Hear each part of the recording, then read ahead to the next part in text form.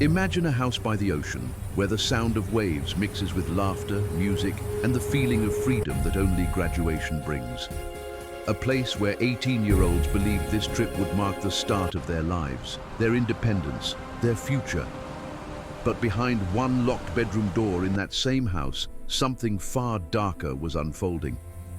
At exactly 9 a.m. on June 7, 2023, a trembling voice broke the quiet morning in Myrtle Beach when a 911 call came in. "She's not breathing.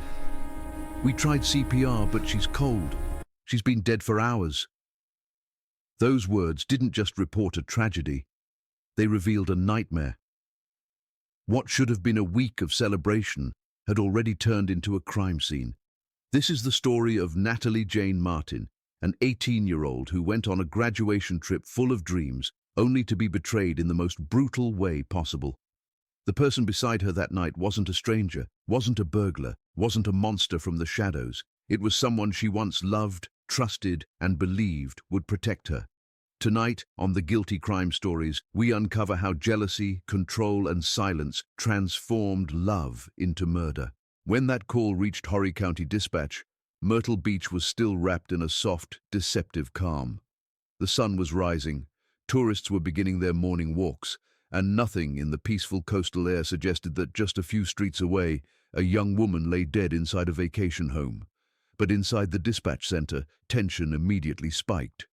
The caller's voice was frantic, shaking, barely holding together as they repeated that Natalie wasn't breathing, that she was cold, that CPR had already failed. Every second of that call carried fear, confusion, and something unspoken, a sense that this wasn't just an accident. Within moments, paramedics and police officers were racing through quiet residential streets toward Maison Drive, lights flashing against pastel beach houses that should have been filled with laughter instead of dread. As first responders approached, they knew this wasn't just another routine emergency. The caller's words hinted that something had gone terribly wrong hours earlier. When officers arrived, they were met by a group of teenagers standing outside the rental, pale-faced, shaken, and visibly traumatized. Some were crying, some were staring blankly into space, and others were trying to piece together what had happened. But even in that chaos, something felt off. The atmosphere wasn't just grief, it carried confusion, hesitation, and unanswered questions. The officers quickly realized this wasn't a simple medical situation that paramedics could handle alone. The most unsettling question echoed in their minds. Why had no one called for help sooner? How could someone die inside a house full of friends without anyone noticing until morning? As they spoke to the teens, inconsistencies in their stories began to emerge, deepening suspicion rather than easing it. Within minutes, senior detectives were requested, and the scene was treated with caution rather than routine procedure. What had begun as a distressed 911 call was now clearly something far more serious. The officers standing outside that house could feel it. This wasn't just a tragic death during a graduation trip.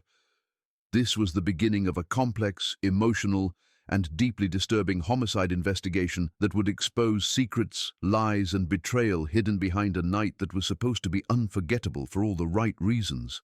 When detectives stepped inside the Maison Drive rental, the shift from celebration to horror became unmistakable. The living room still carried faint traces of a night of partying, empty cups, scattered shoes, music speakers left behind.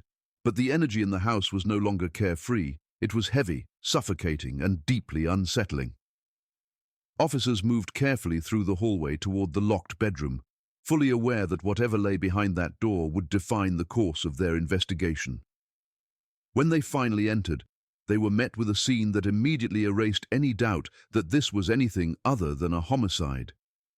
18-year-old Natalie Jane Martin lay motionless on the floor beside the bed, her body positioned in a way that did not align with natural death, sleep, or even an accidental fall.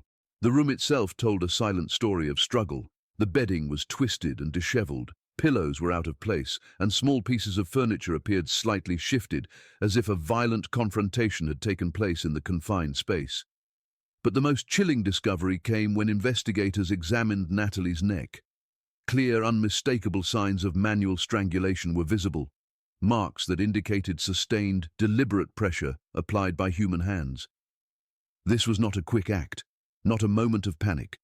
but a prolonged and brutal assault that required force, determination, and intent.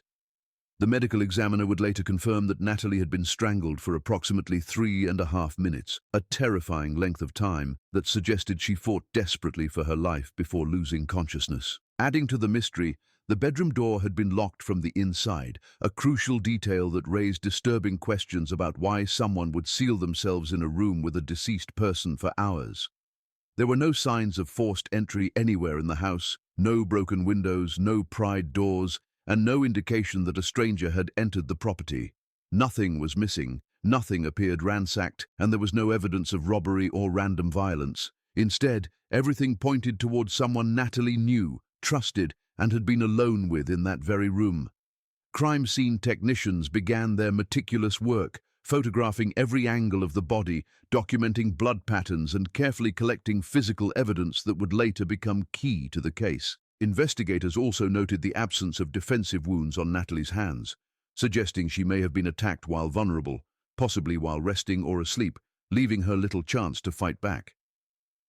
Fingerprint analysis throughout the bedroom revealed only 2 sets of prints, Natalie's and Blake's, further confirming that no outsider had been present during the fatal moments.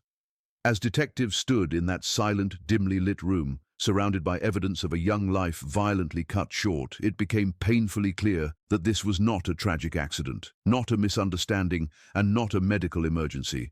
This was an intimate, deliberate, and deeply personal murder committed behind a locked door in a house that should have been filled with laughter, but instead became the final chapter of Natalie Martin's life. Outside the house, while detectives were still absorbing the weight of what they had found inside, one person immediately pulled their attention away from everyone else: Blake William Linkis. Among a group of grieving, confused, and visibly shaken teenagers, Blake stood out in a way that made seasoned officers pause. His body language didn't match the chaos around him. Instead of collapsing in tears or appearing lost in shock, he seemed strangely composed, almost calculated, as if he were carefully monitoring how others perceived him.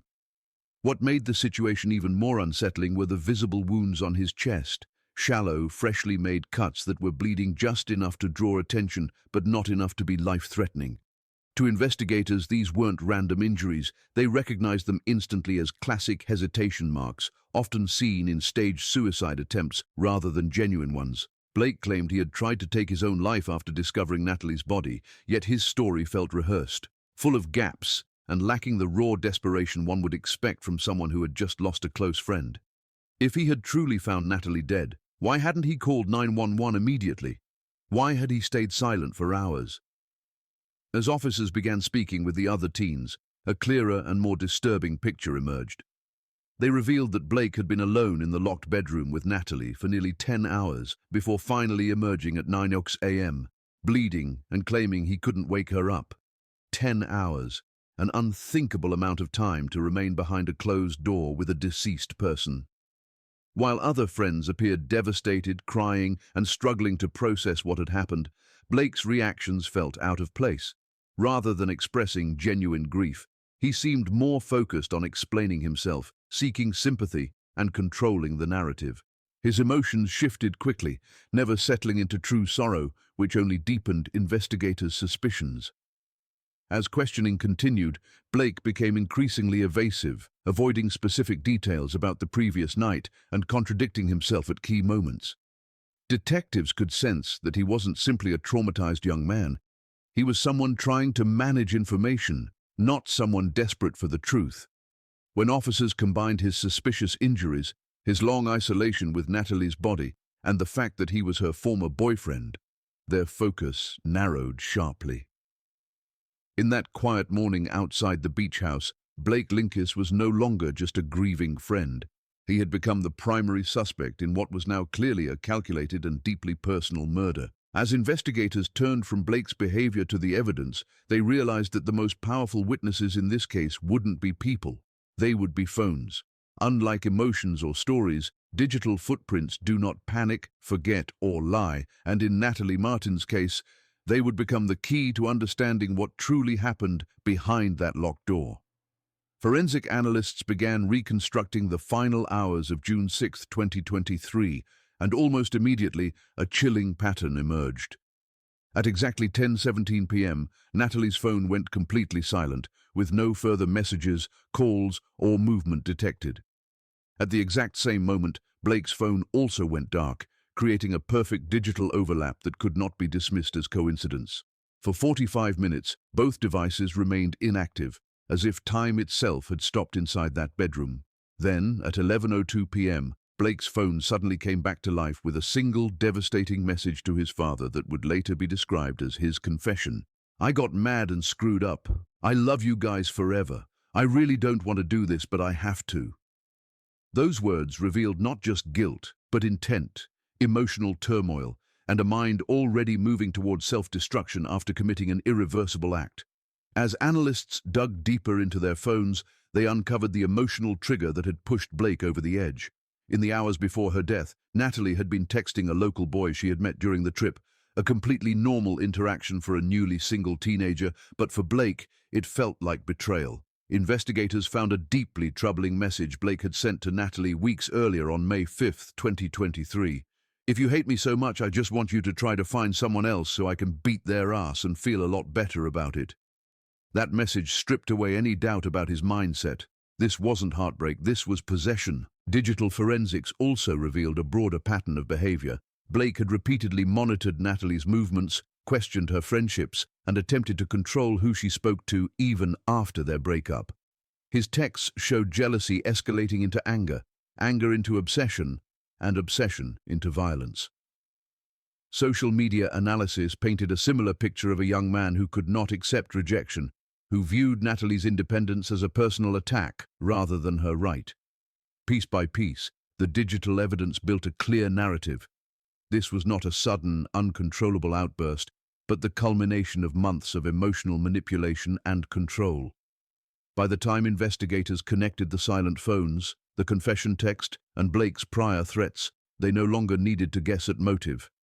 The data told them exactly why Natalie Martin died, because Blake Linkis could not let go, could not accept that she no longer belonged to him, and ultimately chose rage over love, control over humanity, and violence over reason. With the digital evidence in place, and Blake's behavior already under suspicion, investigators began to carefully reconstruct the events of June 6, 2023, minute by minute, turning scattered memories and silent phone records into a chilling timeline of how a celebration turned into a crime.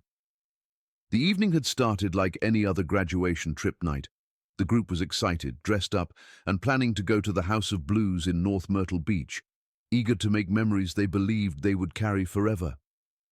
At 10:02 p.m., Natalie sent her final text message to her best friend, Brooklyn Ferrell, a simple, ordinary exchange between two girls who had shared countless secrets and dreams over the years, neither of them knowing this would be their last conversation. As the night went on, Natalie began to feel unwell, her energy fading as the music and crowds grew overwhelming, so she made the decision to return to the rental early. Blake, still emotionally attached and clearly unwilling to let go, volunteered to go back with her, along with one other person, while the rest of the group continued their night out. Once inside the quiet Maison Drive house, away from the noise of the celebration, tension that had been simmering all evening finally boiled over. Blake discovered that Natalie was texting a local boy she had met during their vacation, a harmless interaction that, in his mind, became an unforgivable betrayal. In that moment, logic disappeared, replaced by jealousy, rage, and a need to control what he could no longer accept. At exactly 10:17 p.m., both Natalie's and Blake's phones went completely silent, marking the beginning of the most critical 15 minutes of that night.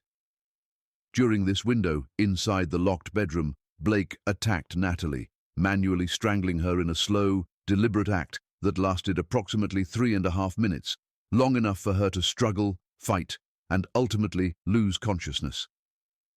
After she was dead, Blake did not leave. Instead, he remained alone with her body for 45 minutes, a chilling period of silence before he sent his confession text to his father at 11:02 p.m. Meanwhile, the rest of the group was still out celebrating, unaware that their friend's life had already ended. Around 10:45 p.m., some of them began returning to the house, entering through the back door when no one answered the front. One friend later recalled hearing 3 loud thuds from behind the locked bedroom door, but finding nothing visibly wrong in the common areas, they brushed it off and went to sleep. Throughout the night, Blake stayed inside that room, locking himself in with Natalie's lifeless body, slowly inflicting superficial wounds on his own chest and carefully shaping the story he would later tell. When morning finally arrived, after nearly 10 hours behind that door, he emerged at 9 a.m., bleeding and claiming he couldn't wake her up, setting the stage for the 911 call that would expose the truth. By piecing together every message, every silence and every movement, investigators could now see the full picture. What began as a night of celebration had ended in calculated violence, and Natalie Martin never stood a chance. To truly understand how this night ended in murder, investigators had to look back, not just at hours, but at years, at the relationship that had slowly shifted from young love into something far darker. Blake and Natalie had met during their sophomore year at school in Duncan Falls, Ohio, and to most people around them, they looked like an ordinary teenage couple, laughing together, attending events, sharing inside jokes, and planning their future like so many others. But beneath that surface, a troubling pattern was quietly taking shape. Friends later told detectives that Blake had always struggled with jealousy, frequently questioning Natalie about where she had been, who she had spoken to, and why she hadn't replied to his messages fast enough. What started as protectiveness gradually crossed into control, and what looked like concern often masked insecurity and possession. Over time, Blake became increasingly uncomfortable with Natalie having her own life, her own friends, and her own independence, treating her choices as personal betrayals rather than normal behavior. The relationship officially ended in February 2023, just months before their graduation trip, following an incident that should have been a clear red flag to everyone involved. According to court documents, Blake had pushed Natalie, but witness statements later revealed that the reality was far more violent. He had actually thrown her across a room in front of their friends. It was a moment that exposed the anger simmering beneath his calm exterior, yet shockingly, Natalie minimized what had happened and chose to remain friends with him. Her kindness, forgiveness, and desire to avoid conflict may have prevented her from fully recognizing the danger she was in. Even after their breakup, Blake continued to monitor her, message her, and attempt to influence her decisions, blurring boundaries that should have been firmly in place.